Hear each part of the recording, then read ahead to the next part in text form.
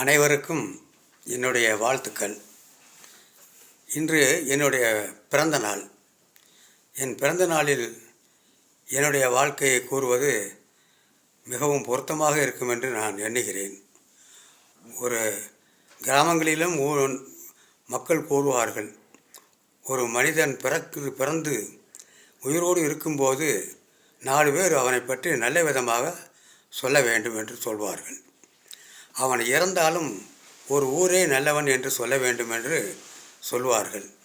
அது என் மனதில் ஆழமாக பதிந்துவிட்டது. நான் ஆசிரியர் பணி ஆற்றினேன். என் மனைவியும் ஆசிரியர். நான் 40 ஆண்டுகள் ஆசிரியர் பணி ஆற்றி ஓய்வு பெற்று விட்டேன். ஓய்வு பெற்று இப்போது ஒரு 25 வருடங்கள் ஆகிவிட்டது. என் மனைவியும் அவர் ஆசிரியர் பணியாற்றி அவரும் இறந்து விட்டார். அவர் தற்போது அவருடைய பென்ஷன் பணத்திலும் என்னுடைய பென்ஷன் பணத்திலும் நாங்கள் சமூக தொண்டு செய்து வருகிறோம்.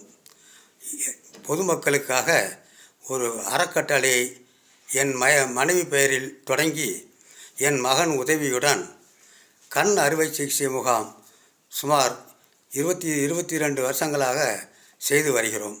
அதில் பலன் பெற்றவர்கள், அறுவை சிகிச்சை பெற்று கண் பார்வை பெற்றவர்கள் போன மார்ச் மாதம் முடிய 17,230 பேர். அத்துடன் என்னுடைய ஒரு வீட்டை இந்த பயிற்சிகள் நடத்துவதற்காக ஒதுக்கி வைத்து அங்கு மகளிர் தையல் பயிற்சியை இலவசமாக நடத்தினோம். அது 431 பேர். யோகா பயிற்சியும் நடத்தினோம் பொதுமக்களுக்காக. அடுத்து மாணவர்களுக்காக, அரசு அலுவலர்களுக்காக யோகா பயிற்சியை நடத்தினோம். நான் யோகா பயிற்சியை சிதம்பரம் அண்ணாமலை யூனிவர்சிட்டியிலே படித்தேன். அதை பயன்படுத்த வேண்டும் என்பதற்காக ஓய்வு பெற்ற பின்தான் அந்த படிப்பை படித்து ஒரு 431 பேர் அதை பலன் பெற்றுள்ளார்கள். அதேபோல் தையல் பயிற்சியிலும் ஒரு 423 பேர் பயன்பெற்றுள்ளார்கள். சித்த மருத்துவம் நான் படித்தேன் மதுரை காமராஜர் யூனிவர்சிட்டியிலே. அதை பயன்படுத்த வேண்டும் என்று நானும் காமராஜர் யூனிவர்சிட்டியை சேர்ந்த இயக்குனரும் அத்துடன் பொதுமக்களும் சேர்ந்து ஒரு சித்த மருத்துவ முகாம் நடத்தினோம். அதில் 2127 நபர்கள் பயனடைந்தார்கள். எலும்பு பரிசோதனை முகாம் ஒன்று நடத்தினதில் அதிலே 126 பேர் பயனடைந்தார்கள்.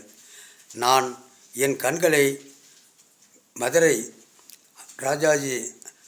மதுரை மருத்துவமனைக்கும் என் உடலையும் தானமாக எழுதி வைத்துள்ளேன். என்னுடைய மறைவுக்கு பின்பு என்னுடைய உடலும் என்னுடைய கண்களும் மருத்துவக் கல்லூரிக்கு அது பயன்பட வேண்டும் என்ற ஒரு நல்ல எண்ணத்தில் நான் செய்தேன். இத்துடன் என்னுடைய வாழ்க்கையிலே மிக பெரும்பகுதி பொதுமக்களுக்காக, சாதாரண மக்களுக்காக, எளிய மக்களுக்காக நான் தொண்டு செய்து வந்திருக்கிறேன். ஆசிரியர் பணி ஆற்றிய காலத்தில் நானும் என் மனைவியும் அரசு ஊழியர்களுக்காக, ஆசிரியர்களுக்காக பல கோரிக்கைகளை முன்வைத்து சிறை சென்றிருக்கிறேன். நான் 2 முறை சிறை சென்றேன். 1972ஆம் ஆண்டு சிறை சென்றோம். அதில் வெற்றி பெற்று பல நன்மைகளை அடைந்தோம். அதுபோல் என் மனைவியும் மாதக்கணக்கில் அரசு ஊழியர்கள், ஆசிரியர்களுடைய நன்மையை கூறி அவர்களுடைய கோரிக்கைகளுக்காக அவரும் சிறை சென்றுள்ளார். அவருடைய ஒத்துழைப்பினாலும் என் மகன் ஒத்துழைப்பினாலும் நாங்கள் பல செயல்களை செய்து வருகிறோம். இத்துடன் கோயம்புத்தூர் விவசாயக் கல்லூரியிலே நடத்தப்பட்ட ஒரு பயிற்சியிலே கலந்து கொண்டு தோட்டக்கலையை பற்றியும் மாடித்தோட்டத்தை பற்றியும் ஒரு பயிற்சி பெற்றேன். அந்த பயிற்சி வீணாகக்கூடாது என்று நானும் என் மகனும் என் வீட்டில் அருகில் இருந்த ஒரு இடத்தில் ஏறத்தாழ ஒரு 20 மரங்களை வளர்த்து மரம் வளர்ப்போம், மண்களை காப்போம், மண்வளம் காப்போம் என்று நாம் விளம்பரத்தில் கூறியதை நிலைநிறுத்தி இருக்கிறோம். அதேபோல் மழைநீர் வீணாகக்கூடாது என்பதற்காக 2 இடங்களிலே நான் மழைநீர் சேமிப்பை நிறுவி அந்த மழைநீர் சேமிப்பு மூலம் மரங்கள் வானலாக வளர்ந்திருக்கிறது 20 ஆண்டுகளுக்கு மேலாக.